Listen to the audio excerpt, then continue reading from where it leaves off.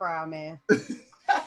It's so funny though, but okay, cool. So we good. So here we go. I'm about to click on record right now.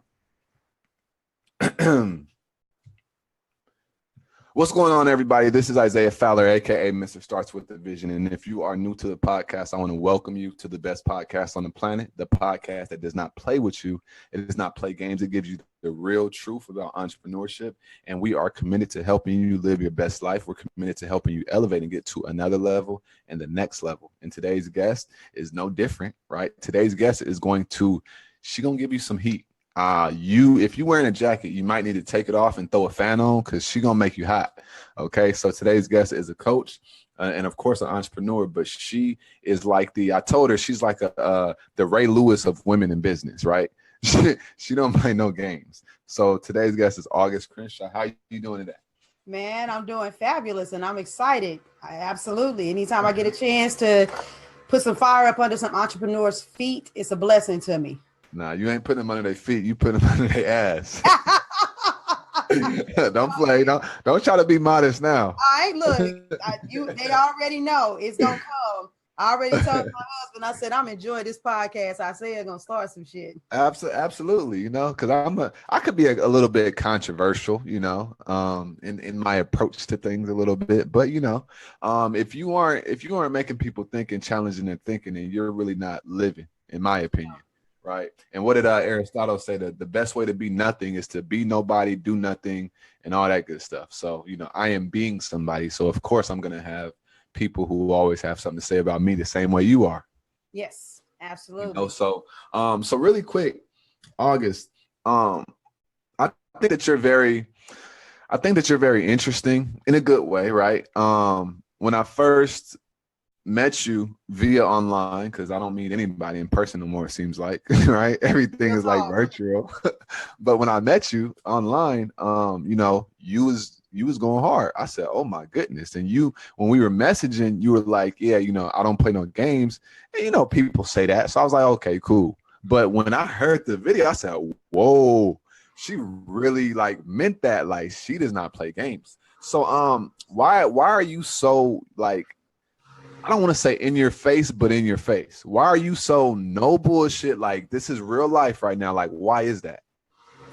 Well, number one, it's just the way that I am. Like, real. And when I say that, a lot of people are like, what? I mean, everybody's got their own gift. And some people got to go through an exploration to figure out what that is. But my voice has been my gift since I was a kid. Even when I used to go to church, I was like, you're going to die and go to hell. You didn't come to Sunday school, So that's a natural thing that's in me, to have a voice that speaks to people. But as it pertains to entrepreneurship specifically, since I'm a coach, I have to have this kind of, personality with people. It's me, but I got to make sure that they get it because of a lot of reasons. I don't have time to waste, and I don't believe people have time to waste on their dream. And people come into this entrepreneurship thing with the wrong kind of mindset. And I have been through a lot.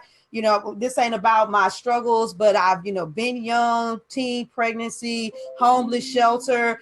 I've been on welfare, food stamps. I've, driven for Uber, fought to make it work, went to school, got a degree, and life just slapped me in the face with reality over and over and over again. And I didn't have a choice but to still make a decision. What is it that I want? What am I going to get? And to still persevere no matter what. And when you've been through that, and I understand that I transfer that same type of energy to people that come to me, then I can't be sugarcoating stuff. I can't give them highlight reels. And I can't say, let me just tell you about all of the beautiful things that are going to happen when you gain control over your life. And so as a coach, I'm just in your face. And if I'm in your face and I'm 1000% authentically me, if we ain't meant to work together, you're not going to come around me and waste my time. I'm a time fanatic. And what I don't do is I don't bullshit with time. I was messaging you like, hey, when we gonna meet? So that's just like a quick synopsis of it. But no, I mean, your dream is on the line. Your life is on the line. Your mental is on the line. Your spirit is on the line. And if you're talking with me, I'm not going to let you waste that. That's right. Where I'm at. And I think that's honestly what a great coach would do, even though there's a lot of those coaches who don't. Right? But we're gonna we're gonna talk about that in a minute. But you said people come in entrepreneurship with the wrong mindset. So, you know, from your perspective, what mindset do they come in this game with? They come in with the mindset of, okay, I'm ready to do this, and since I'm going to put some energy towards it, I'm gonna get some results. That's it. And then they want that instantaneous success. They want that microwave mentality. They have that microwave mentality, the entitlement mentality. That's not a millennial thing. Let's stop saying that. That is a bullshit thing that goes through the minds of most people. And unless you're conditioned properly, I have yet to have an entrepreneur come to me and say, yeah, I was really ready for the heat to come like this. I was really ready to experience it like this. It's not all sugar and candy and roses and sweets. It's a grind. I tell people all the time, being an entrepreneur is one of the most intensified spiritual journeys that you will ever go through, because in order to get to the next level, you have to keep on continuing to tear off a layer of the bullshit from everything you've learned from being a kid, from being in the system, from not being shown your authentic self, for growing and maturing. You have to go through something to learn you in order to be able to serve other people. And so people say, oh, well, I got this ingenious idea. I got this ingenious plan. Bam. And since you're a coach, you're going to give me the winning strategy ASAP. And then there it is. Like there's no work. Really, there's no work. You've been watching too many of them Facebook ads with everybody on the beaches. You don't start there. You work to get there. No, that's super real. And just so in term of the instant success, right? They do one thing and think that, you know, $15,000 is going to come. Honestly, to make your first, in my opinion, to make your first $15,000, that's the hardest amount of money to make, right? Because if you're coming from nothing, I'm talking about no foundation of anything, then how do you expect to make this amount of money when you have no sales processes, no systems processes, no sales skills, right? You don't even know what you're charging, right? You hitting some nerves, Isaiah. You hitting some nerves for the simple fact that I had a woman that came into my academy. And she was like, yeah, you know, well, I'm a healer, you know, and I'm going to heal all these people, and I'm going to heal men, women, you know, and children. And it's like, sweetie, I'm not saying you can't heal men, women, and children, but predominantly, who do you heal? What facet of healing, you know, do you heal people in? You know, is it, you know, from extreme medical conditions? Is it mental? Is it spirit? You know, what is it? And I couldn't get this woman for the life of me to want to just, at least not to me, but to the rules of the game. I couldn't get her to bow down to the fact that you got to identify who you speaking to. And I broke it down simply, you know, and so I'm naturally prone to give nuggets. So everybody that's listening, you know, you may be at the beginning, the middle, or the end of your journey. But I literally said to this woman, when you're marketing because you're healing children, you're going to have to hit the heart of the mama, because that's you. Hey, moms, you know, when our babies are down and sick, blah, blah, blah, blah. When you're speaking to the woman, you may have to come along the lines of say you already pressing hard and you tired and fatigued. You know, you need to get your energy and your vitality back so you can have time for you. When you market into the man, you may have to be like, all right, you know, you don't have time to be down because it's action nonstop. And we got to get you back right. You know, so the way that you send your message out to all three of those people is different. So yes, you got a problem if you come to me or any other real coach with a genius idea, but you can't even get past the threshold of a very fundamental thing, such as identifying your ideal client, let alone getting into targeting them specifically in the market, let alone, like you said, understanding how to sell. I hear entrepreneurs come to me all the time and say, well, you know, I keep getting all of these people and I keep talking to them, but nobody's converting. No one is converting because you don't understand how to develop a rapport. You don't understand how to ask the right questions. So you obliterate their objections at the end. When you come to a sales process with me, I'm asking you the kind of questions intentionally so that you can't say that bullshit like, well, you know, I got to talk to my husband. I do stuff like that sometimes just to see what people will do with me, but I'm already at the beginning of the game. Okay, so this your business? Okay, is this your business or do you share this business with your spouse? Who's the person that's making the decisions, et cetera, et cetera? So you need to understand how to position yourself when you're selling. You need to understand the kind of imagery that you're going to use if you are going to be online. There are so many things you need to do. And the vast majority of people, You coming out here, you don't have a target audience, and you may have 2,000 people that like your business page, but 2,000 of those people, of those 2,000 people, only maybe 100 to 200 of them are really people that like your page. Because so many people come into this game wrong. You send a message to all your Facebook friends, like my page. Like, I ain't never sent you no thing to like my creative business page. And me and you, I didn't even know you had it. I didn't even know you had it. Yeah, I think you would like it off of GP, but you want me to tell you why I didn't invite you? Because even though I do work with men, there's nothing wrong with targeting an audience. I do work with men. A lot of men like me because I'm no holds barred.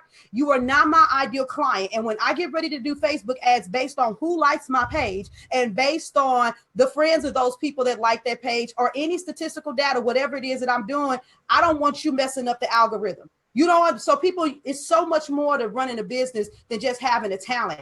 The schematics and all of the stuff that's on the background. I tell people all the time, you may know how to make money, but you don't know how to run a business. I'm a pause. Mm-hmm.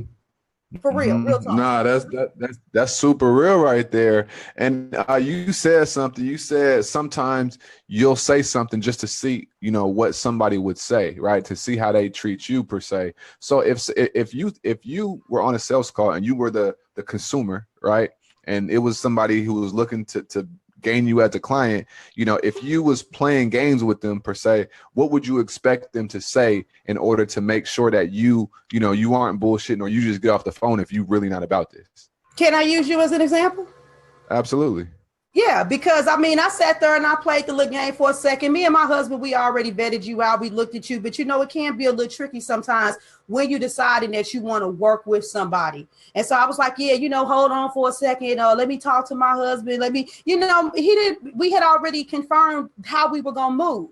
And one of the things that I did with you when we were on the call, I was like, I remember when you was running this promotion, it was X amount of dollars because I missed your window of time. I think it was like, I ain't gonna tell all your numbers, but for people would know this because in the beginning, I think you was offering your podcast thing for like $675, and that's when the hurricane hit. It was a group.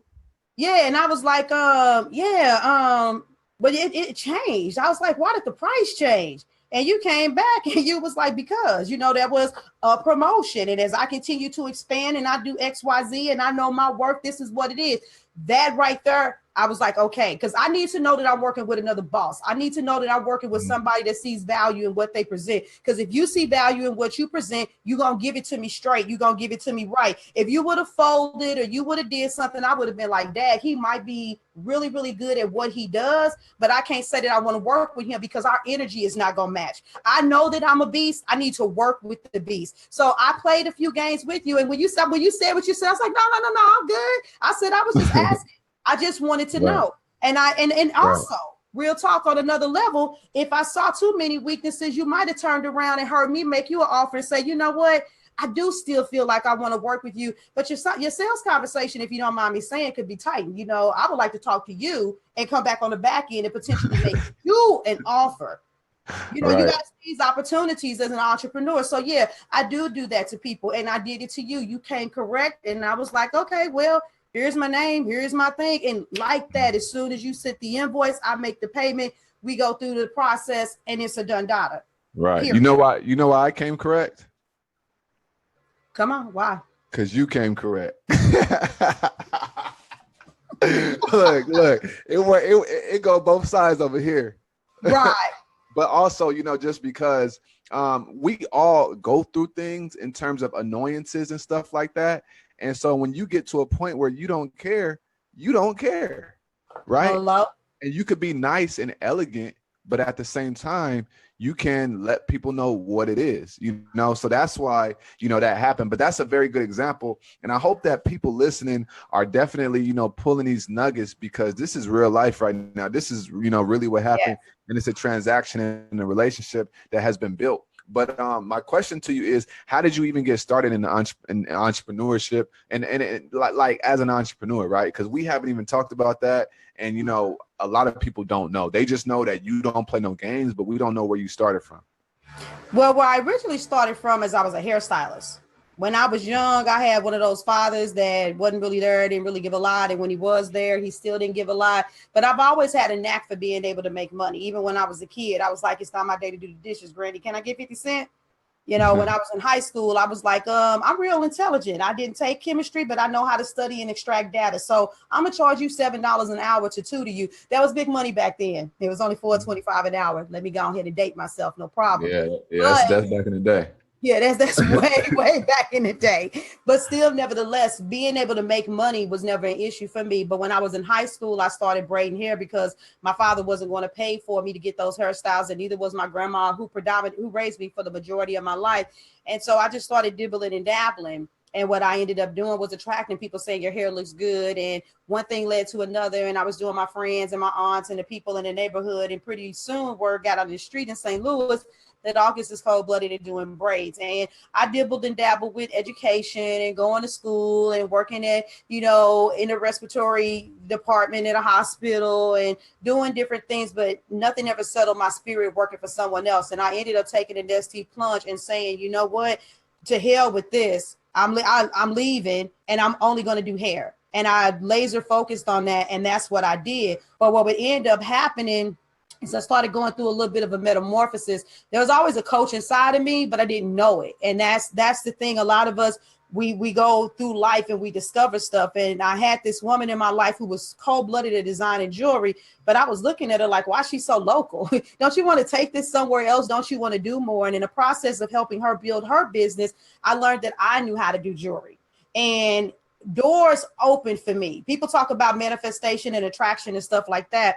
And doors were opening for me. People were like, your jewelry looks good. And would you like to come to this convention? And no, we're not going to charge you no rental fee. And it's going to be for the wives of the executives for Edward Jones and stuff like that. And a different side of me was open. And it's no disrespect to my city, but, St. Louis is a little slow, a little closed-minded on several things.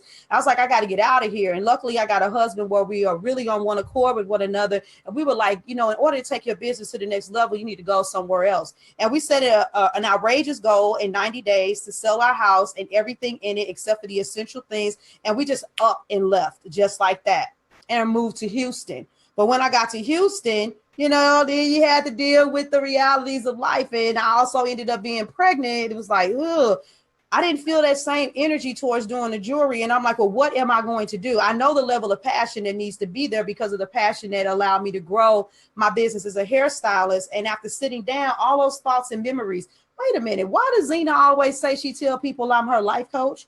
Why? That one lady told me, August, you'll be good as a life coach. I know a woman that does it online and makes good money. And no offense, but you do a much better job of helping people. And so I really started doing some internal work and digging. That time of silence, because I had no friends, no family, nothing around. August discovered a side of herself that she didn't know existed. And immediately, instantaneously, once I had the revelation, boom, made the decision. And then I jumped out there. And that's literally what I did. I just jumped. You know what the hell I was doing? Didn't know how I was supposed to do it, but I jumped. So when you jumped, did you just have your child? Was it a boy or a girl? And like what did that kind of like small little window look like, the jumping window? Because I think that window is the most, interesting. Well, one thing is that entrepreneurship ain't gonna never come to you at a convenient time. And I'd had my son, but I had also had a daughter. So they're right behind each other. He just turned 3. She's 4. Okay. Not only that, I had a 10-year-old with me. And for a little bit of time, I had a college student that was with me, and we all moved. And when that decision was made, there were no conveniences. It did not feel good. I just knew what I had to do because of what I was called to do. So once again, I just jumped. That's deep. And I learned everything from the School of Hard Knocks. Man, look, that School of Hard Knocks ain't no joke. It ain't no joke. It ain't nothing nice. It don't feel good, but it'll make you a beast. And we could tell that you went to the School of Hard Knocks because, we know August. When I see that name on my timeline, I'll be like, uh-oh. Calling people out. You celebrating Halloween, but you don't know what you're going to do with your business next month. People got mad, but it's all good though. But you posted one status. I want you to talk about this. Okay. This was real heavy. You said, do you run your business or do circumstances run your business? Yeah. Talk about that one. What do you feel about that?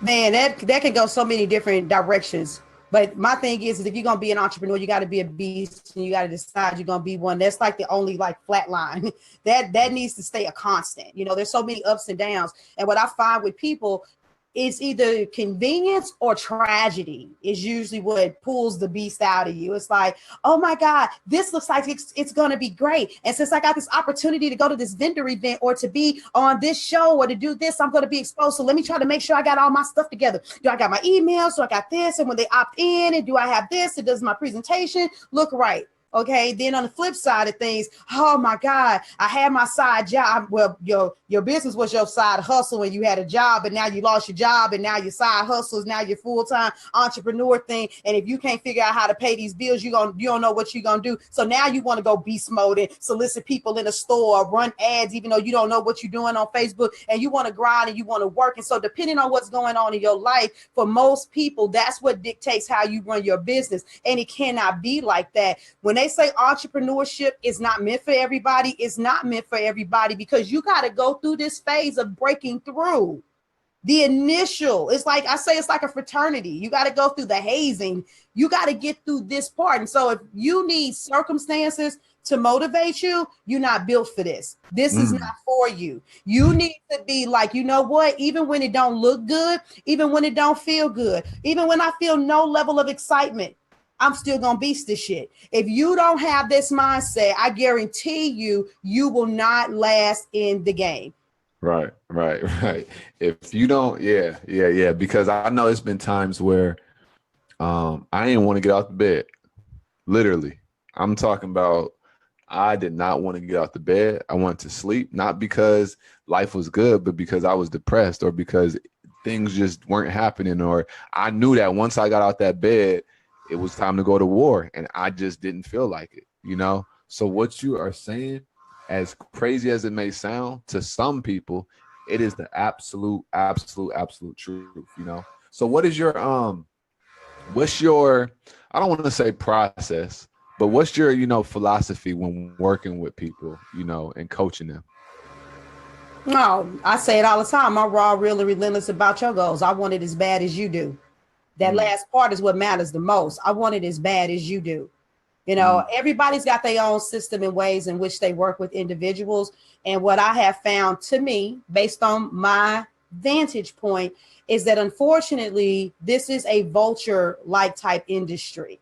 And what I want people to know is that when you come and work with me, however bad you want it, then that's how much on fire I am to make sure that you get there. And guess what? Because I want it bad, I only work with people that want it bad.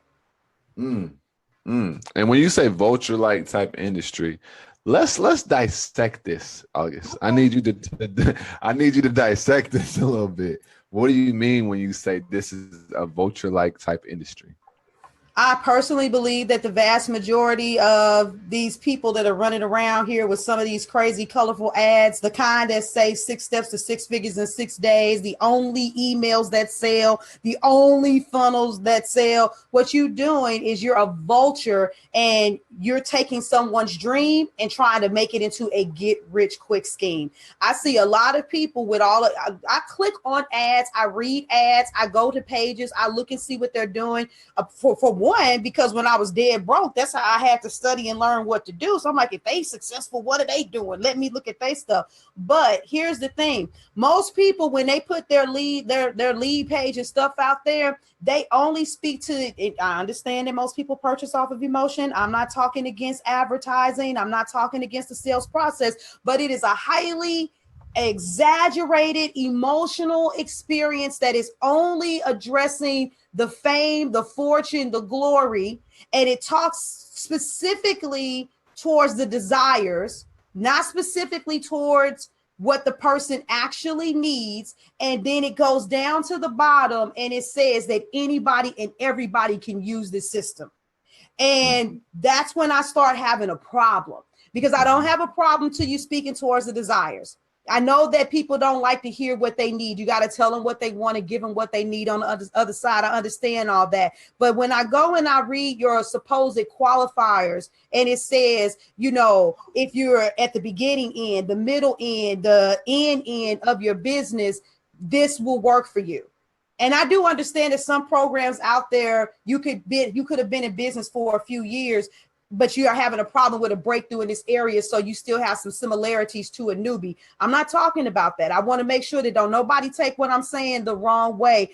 I'm literally saying people put their stuff out there, and even though they will coach you and tell you you need to find your niche, their verbiage will make it sound like they can help everybody. That's your immediate red flag not to mess with that. And I did a video about that saying that it's hypocritical in the industry. And a lot of these are group coaching programs. And I got a problem. If you're a coach, listen to me. Y'all ain't got to like me. I want you to not like me. I want you to unfriend me. Repelling is just as important in attracting to me. I want you to be like deuces. I literally don't care. When you are formulating a group coaching program and you got beginning, middle, and intermediate together, a lot of people, they're not talking about the individuals that fall off. They only, you know, they can have 100 people in their group and only have 5 people to get results, get 5 killer testimonials. At least 50% of the people fall off, but you got your money on the front end and you got your multiple 6 figures, but you didn't fucking change no lives. That is where the vulture part comes to me. That's when I have a problem. So yes, I understand that entrepreneurship isn't for most people. Yes, I understand that a lot of people will fall off, but what I'm not going to do is take your money to prove that you're going to fall off. If that makes sense to you. That's where I have an issue. And to be honest, the way I talk to a person at the beginning of their journey, the middle of their journey, and somebody that's been in the dirt, you know, for a nice little minute, I don't speak to them the same way. You know, that's why you got first grade, second grade, third grade, you got middle school, junior high, you know, that's the same thing, and high school. That's why you got graduate. That's why you got undergrad. The way that I'm speaking, you don't need to be hearing that if you're on an advanced level while I'm griping and bitching and complaining with somebody in the group that's messing up on the lower level. And if you on the lower level, you don't need to be hearing what somebody on the upper level is getting, because it's going to tease you and distract you. And you're going to be like, oh, but I should at least keep it in my head for now. No, what you need to do is focus on this right here. But I just see this clumping. We're going to put it, no, you need to have your stuff divided. So yes, I think that vultures are out there, and that's something that no one will ever be able to say that August Crenshaw is. Right. So is there a system to success? There are systems that need to be in place, but I don't like that question. Just like I don't like the keys to success, the success secrets, none of that stuff, because it depends on the person. It depends on the variables in your life for the doors of opportunity, your work ethic, the type of business that you're in. There are certain key principles and things that everybody's going to have to do, but there are these other variables and factors that dictate what other things you need to do. And what I emphasize to one person that I'm coaching, I may not need to emphasize it to you, because you may be on a different level with understanding and interpreting information. There are success principles, but I don't like to say, oh, well, this is just how you streamline the process. And the reason why I say this, I want to make this real clear, because I know I say some controversial stuff and some coaches may be like, well, that's because you ain't got on that level yet and you don't know. Look, I understand a lot of people do business coaching. I understand a lot of people, you know, will teach you how to write your emails and do ads. But how many people are really going to dig into your mindset? Because I have some people that I work with that I can say, okay, so here's the streamline. We're going to start right here. We're going to work with your ideal client. We're going to do this and this and go through all their packaging and pricing, do everything. But as I'm going through this, like I literally had one young woman in my group. I'm like, why you won't show up? She got this controversial business that she wants. Why you won't show up? Come to find out, there's a penetrating thought in her mind that had damaged her character and belief in herself from something from a relative from many, many years ago when she was young. So I can tell you the streamlined process for success based on what I picture for your business. But what about when we got to go through them ups and downs, those other factors to break through stuff? And so since I do a lot of mindset work, yes, there are streamlined processes, but I can't limit it to that, because all of this factors into your confidence, how you show up, how you price, how you present yourself, all of that. Mm-hmm. Nah, that's, and I just asked that question because I hear it all the time. The like you say, the 6 keys that you need to all of that stuff. And then the crazy part is that is what is being taught. Yeah. That's what's being taught by the big marketers. They teach you to put these lines, there's 3 things that you need, the 3 secrets. It ain't no secrets. Like, you know what I mean? Like there's a whole bunch of intangibles out here. And the intangibles are what really matters, because when them 3 secrets, see, what they don't tell you about is the 1.5, the 2.5, the 0.5, and the 3.5. The 3.5 is the finish line. You know what I mean? But see, they get you to 3, but they don't teach you how to finish. No. And that's what I'm like, I feel you 900%, so, how do you, I already know how you stand out, right? But how do you feel like other people could stand out as a coach? Because you are a coach, and this is kind of like you challenging every day. I think you challenge other coaches, but why do you, or what do you think that other coaches should do to better the industry as a whole? The biggest thing is to be who you are. And I know a lot of people say that that's who they are, but they're not. And the reason why I know is because I watch you morph. I watch you morph when you're speaking to this group, or when you're speaking to that group, when you're around me, or when you're around somebody else. Get down to that core of why you were created. Understand how your whole path and your life journey has been of something of great value. That's something that you get to transfer to someone else. Take the wool from off of your eyes and say, okay, you know what? Yes, there are systems that you can put into place. You can say, this is what you need to do in order to, do your ideal client. This is a standard, way of using your email marketing, of, nurturing and doing all of the, yes, have that stuff there, but be willing to really be there and to really serve people on those things that cannot be packaged up, in those things that we can't just say, oh, well, this is just the way that you get over it. Quit trying to serve as many people as you can ineffectively, and serve the few as effectively as you can. And you know what? If you want the lifestyle and you want to grow, then put the right price tag on it. There are some people out there that, they charging, 20, 50, 80, $100,000 for what they doing in coaching. But what they're producing is real. There's a reason why they put that price tag on there, because they're in the dirt. They're in the thick of it with that person. And they've said that this is what my time is worth. Some of you coaches, you are out here bullshitting with people's time because you undercharge. You don't know what you should be charging. And the only way you're going to meet your income goal is to say, well, if I put 100, 200, 300, 500 people in there, because I can use this, turn your dream into a get rich quick scheme and get this many people in here, I'm going to make my money. And then what you do is you play psychological games and you mind fuck people and say, oh, well, if you didn't get there, they say entrepreneurship isn't for everybody. And so this is why you fail, instead of taking ownership. When a team starts losing too many games, unless they fired. I was going to say, thank you. Who gets fired? The coach. Fired. And so for me, and for my level of integrity, when I'm working with somebody and I can have 10 people which in a group, and let's just say 8 of them are beast in what I'm doing. When 2 of them ain't catching on to the concepts, okay, maybe we need to try this a different way for you, because your learning style is different. The way you internalize things, they're different. I got to figure out how to reach you. And if I can't, then I have enough integrity to say I've taken you as far as I can go. If you're bullshitting, then I have enough integrity to say, even though I could keep taking your money, my reputation got to stay solid. I love you, but you go play with somebody else, you got to go. These are the kind of things that you could do to bring the integrity back to the industry. Yeah. So stop playing games with people's time and money. Yes. At the end of the day. Nah, that's very, very, very deep, man. And you hit a super key point. Undercharging, and you didn't say because you don't know your worth. You are the coaches undercharge to make money, but they don't charge what they're worth per se. So that is why the coaching industry is messed up. So you're not even saying y'all messing up this. No, you're saying charge what you're worth so that you can actually give them the results that they deserve. But that's a scary place. Right. So, and why is it so scary to go up on your price?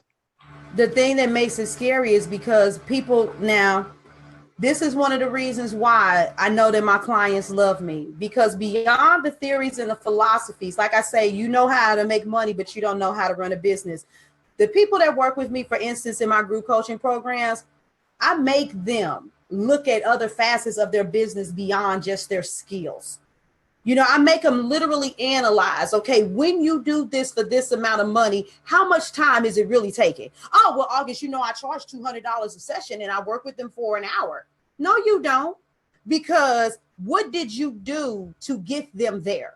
What amount of time did it take you, even if it's on a repeat process? What amount of time did it take in order for you to create and construct the emails that are going to go out to them and that are going to come back? What amount of time is it going to take for you to do the follow-up process with them afterwards? What amount of time is taken into creating the advertisement that was produced? What amount of money was spent to buy the software, the computer, to do all of these different things? And so when a person can look at what they've done time-wise, what they've done money-wise, what they're doing when they're actually in the process of what they're doing, then that's one way, a practical way. See, I do mindset work and I'm very spiritual and intuitive, but there's also a part of you that needs to understand that knowing your numbers is critical if you want to take your business to the next level. When I first started coaching, I started $100 a session. Why? Because I researched the zip code that I was in, and it was like anywhere from $80 to $150. The upper people was like $250. So in order to make myself marketable, maybe I should start midstream.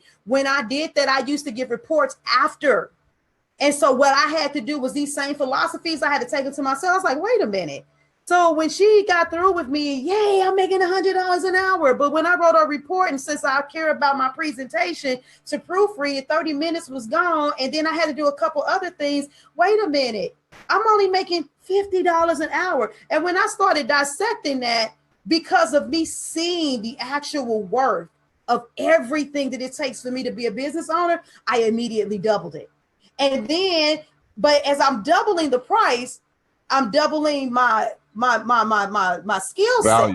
Your value. Because of the way I'm like, well, shoot, if she willing to pay me this, then I need to do this. But that's also meaning I'm maximizing the benefits. So wait a minute, what did she say? She was able to get the promotion, do this, go here, because I started off with life coaching. Wait a minute. That's not $200. I need to be making it $300 when I make my packages. And so part of the reason why some of you can't raise your prices is because you can only see it just from the service and the price. And what I need entrepreneurs to understand, that there is so much more to doing your business. You know, I don't want people to shun corporate America so much that you can't swing the pendulum too far. There's some stuff that you can learn from them. Because that's why they charge so much for certain things, because they got a budget to market for that position that's available. They got a budget to pay somebody to look at that resume. They got a budget to pay somebody to interview you. They got a budget to train you. You got to start budgeting and looking at everything in your business. And when you're looking at everything that it takes to run your business, you'll be like, wait a minute, between the ads and the software and all of this stuff, no, this is not going to be enough. And then I ended up being able to boost my prices because of doing stuff like that. Nah, that's the realest ever. And I'm glad you talked about that, because I did the same thing. I had to kind of like just look at it like, man, $500 for this, that ain't nothing. Because when it's all said and done, not including taxes, right? I'm working for free. Yeah. And when you kind of look at it like that, it's like, wow. So that's when I know I needed to go up on price, et cetera, et cetera. So now, when we get on a strategy session and I say it's, X, Y, and Z amount of time or money, that's why, because I'm not working for free. If you think just because you're paying me that I'm making that amount, no, it don't. No, how are we going to get on this call? I'm not asking you to do anything. I'm doing everything. And because of that, that cost me on my end. So, absolutely, I'm glad that you said that seriously. So what is like, what's one thing, what's your biggest thing that like you want to instill in people to help them live a better life in their business, their life, or whatever it may be? The biggest thing for me would be that you deserve it and you can have it. Hmm. I And don't it's think a lot of people really understand that they deserve it and that they can have it. And if I can get you to see that, that's the ultimate mindset shift. From there, you're gonna be like, okay, well, what I got to do? right, right, And I don't want to mess with anybody that's gonna get in the way of what I deserve. Your mind, that mindset shift. You deserve it and you can have it. right. And you know what I like about you? It's kind of funny, but you are so like hard, but at the same time, you so sweet and so soft. See how you said that? You see how you said that? Like you just went hard for 40 minutes, and then at the end you say you deserve it.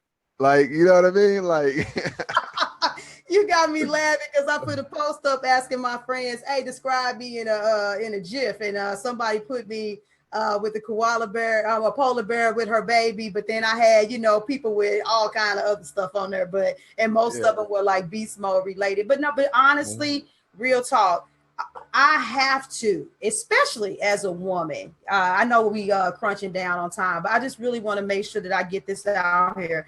And you can cut me off when if I go too far. But I think that this is really relevant because entrepreneurship requires a grind. I believe that I have to make sure that I can get past that. If you can get past all of this, then the probability is much higher that we can work together. Not only that, I personally, women come off of this BS of what we supposed to look like, how we supposed to act, and stand up and walk in your truth and be you.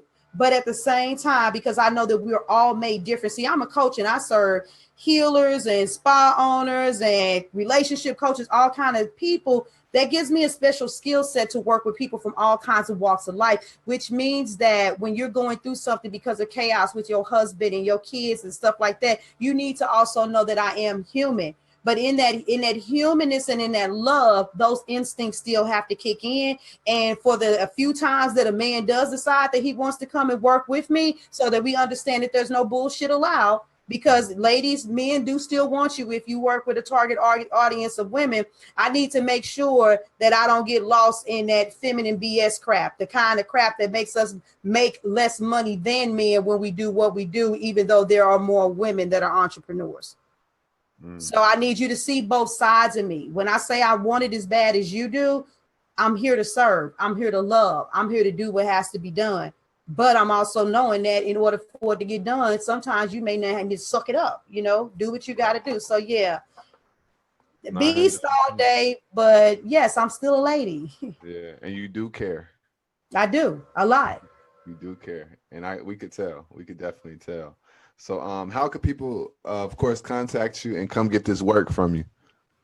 Just come find me on Facebook. That's the easiest way. But if you're not on Facebook, everything is under my name. Go to augustcrenshaw.com and come and holler at me. All my information is on there. I'm ready. I'm ready for whoever's ready to take it to the next level. Got you. So with that being said, guys, that's today's show. I not only hope, but I know that you enjoyed it because I saw some of the comments. And if you're listening to this on the podcast on iTunes, this is being Facebook Live as well.